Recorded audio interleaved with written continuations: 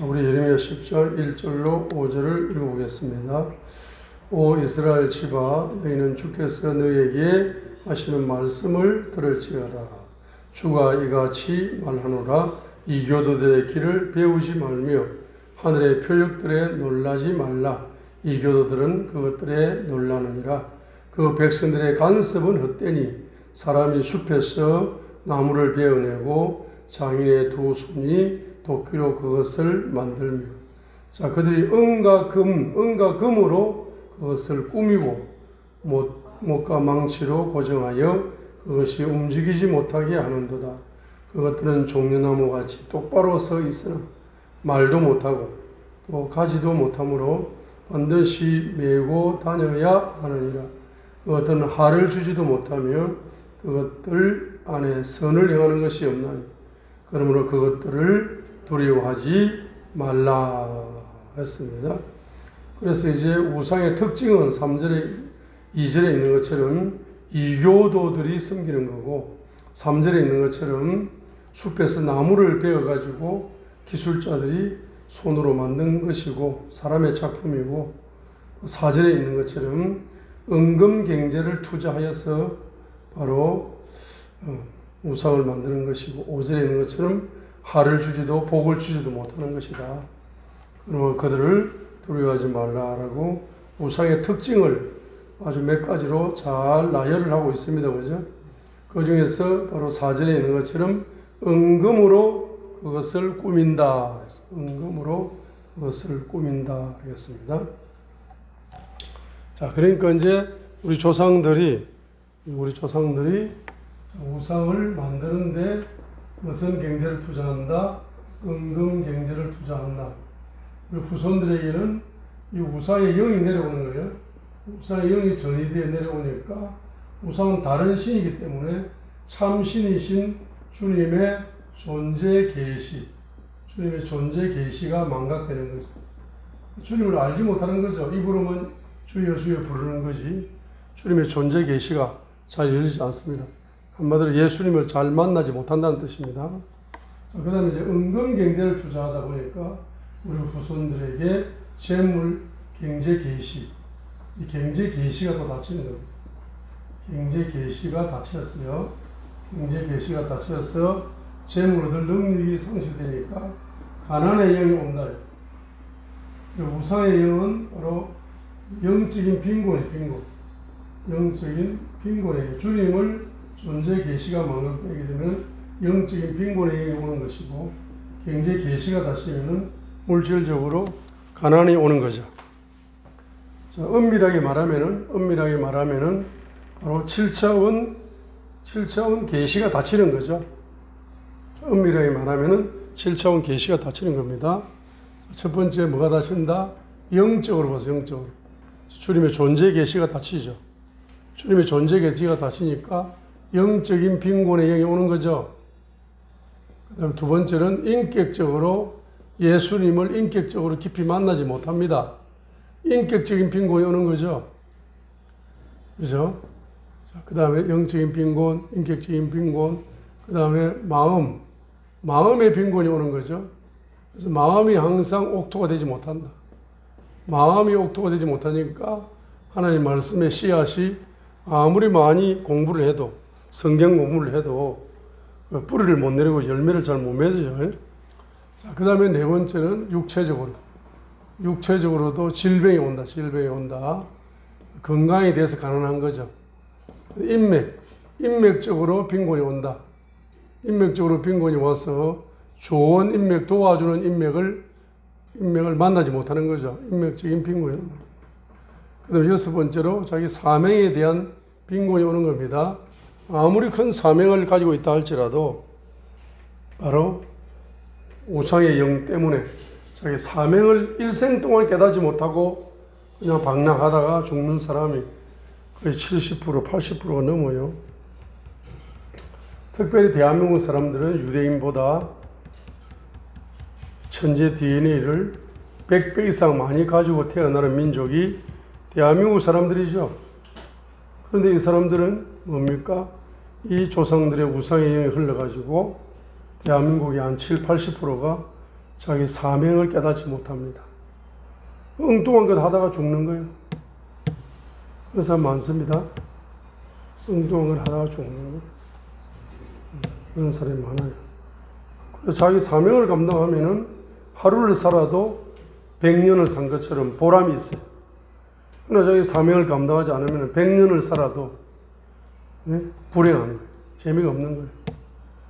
자기 사명을 감당하는 것이 자기가 태어난 목적이잖아. 자기가 태어난 목적을 감당하면 하루만 살아도 100년, 1000년을 살은 것처럼 보람있고 행복할 거예요. 그래서 자기 사명을 모르고 살면 대통령을 해도 불행한 거예요. 돈이 많아도 불행한 거예요.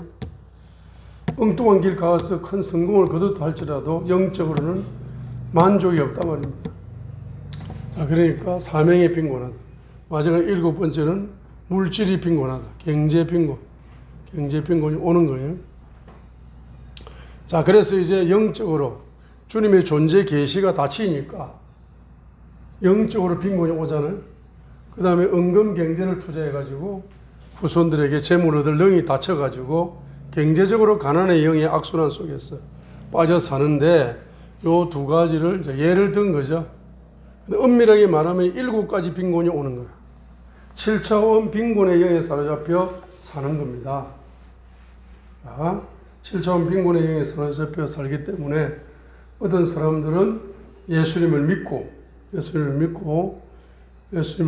어떤 사람들은 좋은 인맥이 열렸다 할지라도 돈이 없어가지고 힘든 사람도 많고, 어떤 사람은 자기 사명을 감당하지만은 경제적으로 이 가난을 벗어나지 못해가지고 평생 가난하게 목사님 생활을 하다가, 목사님은 목사님인데 평생 그냥 개척교회 하다가 가난하게 살다가 또 은퇴하고 나면은 퇴직금도 없어요. 개척교회는. 그러니까 이제 극빈자로 전략을 한다, 목사님들이. 예를 들어서 선교사님들도 마찬가지예요. 선교사님들도 자기 사명을 발견해서 젊었을 때 사명을 잘 감당해서 필리핀에서, 태국에서, 아프리카에서 30년간, 40년간 선교사 생활을 마무리하고 국내에 들어오니까 자기 누울 자리 방도 한 칸 없단 말이에요. 25만 원 고시원비도 없단 말이에요. 그럼 가족들하고 살아야 되는데 어디로 가야 되나? 나이가 70 넘어가지고 선교사님들이 오도갈 데가 없어가지고 극빈자로 전략한다. 경제가 안 열려가지고. 그러면 그 선교사님은 자기 사명을 잘 감당했는지는 모르지만은 자기 속에 이 우상의 영을 뿌리보지 못하니까 경제적으로 늙어서 가난해져가지고 평생 동안 늙어서 노년의 극빈자로 살아가는 경우가 많다. 그렇죠? 그리고 아무리 대통령을 하면 뭐합니까? 대통령을 해도 뭐죠? 자기 마음에 하나님의 말씀의 씨앗에 열매를 맺지 못하기 때문에 자기가 불행의 왕관을 쓰는 거야. 그래야 자살하는 거야. 대통령도 자살할 수 있다. 그죠? 왜? 마음이 열매를 맺지 못하기 때문에. 마음이 빈곤하고 허전하고 힘드니까. 자, 이렇게 7가지의 빈곤이 있지 않습니까? 자, 그래서 이것을 뭡니까? 이 우상을 뿌리 뽑기 위해서는 반드시 1차 회개죠. 1차 회개. 1절로 5절에 우상을 회개할 적에는 반드시 은금경제를 회개경제로 드리면서 회개하셔야 된다. 자, 그래야 가난에서 벗어나서 경제적으로도 부유의 영이 올 수가 있어요. 자, 그 다음에 우상의 영이 주님의 십자가의 피로 뽑히면서 경외의 영이 오는 거잖아요. 경외의 영. 경외의 영이 뭡니까? 모든 부유의 영의 근원이 경외의 영이라. 우상의 영이 뽑히면 무슨 영이 온다? 경외의 영이 오는 거고, 경외의 영이 모든 7차원 부유의 영을 만들어내는 근원이 경외의 영이죠. 부유의 영이 몇 가지가 온다? 7차원이 오는 거예요. 그래서 경외의 영을 통해서 영적으로도 부유의 영이 와서, 인격적으로도 부유의 영이 와서 예수님을 인격적으로 많이 만나고, 마음에도 부유의 영이 와서 마음의 옥토가 되어서 들은 말씀의 씨앗을 네마의 말씀으로 받아서 뿌리를 내리고 열매를 맺게 되고, 이제 경외의 영을 통해서 육체에 또 부유가 와서 건강이 창조가 되기도 하고, 갱의 영을 통해서 인맥의 부요가 와가지고, 요셉처럼, 요셉이 누구를 만납니까? 바로 왕 한 명의 영적인 문제를 해결해 줬습니다. 그 영적인 문제는 경제적인 문제였죠. 미래 경제를 해법을 제시했기 때문에 요셉이 바로 왕 한 사람을 만나가지고 바로 왕을 통해서 자기 꿈이 이루어지고 국무총리가 되어져서 애국과 열방의 모든 인맥이 한 사람 만나가지고 다 열려버렸어요. 인맥의 부여. 자기 사명의 부여의 영이 오게 되면 자기 사명을 이제 감당함으로써 행복이 창조가 되는 거죠. 그래서 결론적으로 개인의 영을 통해서 물질적인 부여가 온다 이겁니다. 그렇기 때문에 반드시 예레미야 10장 1절부터 5절까지 해서 특징이 2절 이교도들의 길이다. 3절 백성들의 간섭이다 했어요. 사람이 만든 거다 했어요. 세 번째로. 네 번째가 은금으로 꾸민 거다 했어요. 다섯 번째로 그것이 똑바로 서지도 못하고 움직이지도 못한다. 여섯 번째로 화를 주거나 복을 주지 못한다. 그것들을 두려워하지 말라. 2절에 놀라지 말라. 5절에 두려워하지 말라. 이런 말을 쓰죠. 그래서 이제 우상의 영이 흐르는 사람의 특징은, 가장 큰 특징은 뭡니까? 바로 조그만 문제가 와도 두려움의 영에 지배를 받는 거죠. 자, 그래서 주님께서는 마음을 강하게 두려워하지 말라 하는 단어를 365번 성경에서 명령을 하고 있습니다. 그죠? 365일 우리는 매일매일 뭐 해야 됩니까? 두려워하지 말아야 됩니다. 매일매일 주님을 경외해야 되는 것입니다. 그죠? 자, 이렇게 회개하게 되면은 1절, 5절 회개하게 되면은 바로 6절과 7절 주님의 존재 계시가 열려요. 어떻게 열립니까? 6절에 한 번 열리고 7절에 한 번 열렸어요.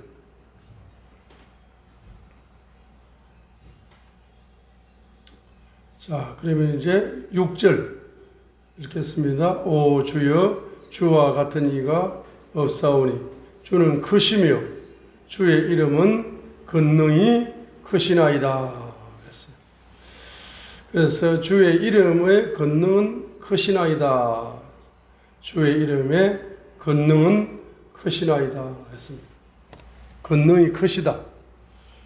자, 그래서 주님의 권능, 이름의 권능이 크시다 했습니다.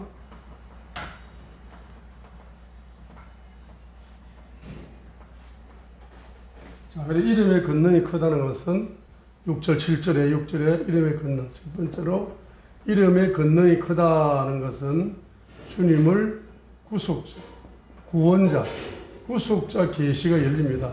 예수님은 우리의 구속자가 되시고 구원자가 되신다. 이거 열리는 겁니다. 시편 78편 42절에 있는 것처럼 주님은 구속자가 되신다. 주님은 구원자가 되신다. 그죠? 주님은 구속자가 되시고 주님은 구원자가 되신다. 주님은 구속자가 되시고 주님은 구원자가 되신다.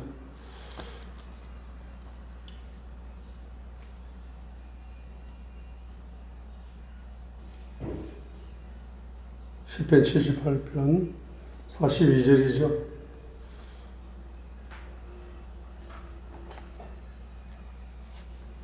한마디로 말하면 예수님의 십자가에 못 박히신 예수님의 피를 만나게 된다. 구속자로 만나게 된다. 이런 이야기죠. 시편 78편 42절에 그들이 그분의 손을 기억하지 아니하며 그분께서 자기들을 원수로부터 건지신 날도 기억하지 아니하였도다. 주님을 그분의 권능을 이야기합니다.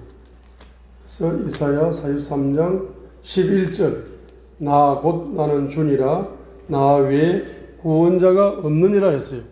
이사야 43장 11절. 이사야 43장 11절 뭐라 했습니까? 이사야 43장 11절에 나 곧 나는 주니라. I 나는 이번 I 곧 나는 주니라. am the Lord 나는 주니라. and 그리고 beside me there is no savior 했습니다. 나 외에 구원자가 없느니라. 주님이 나의 구원자가 되신다.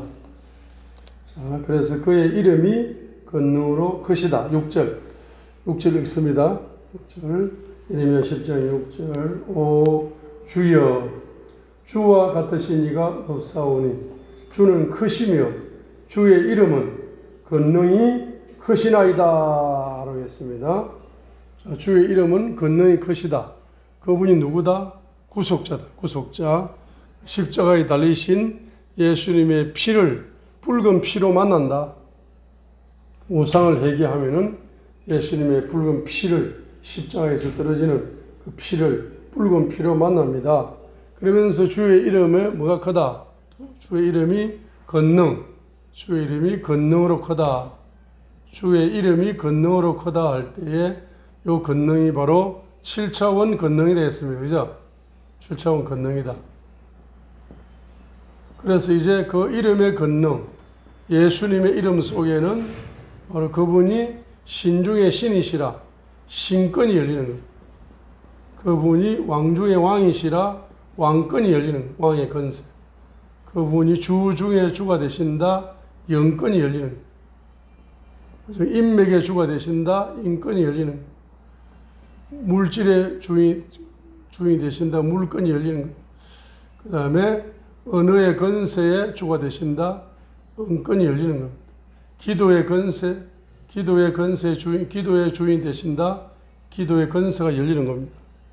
자, 예수 이름을 외칠 때 그 예수 이름 속에 숨어 있는 7차원 권세가 열린다.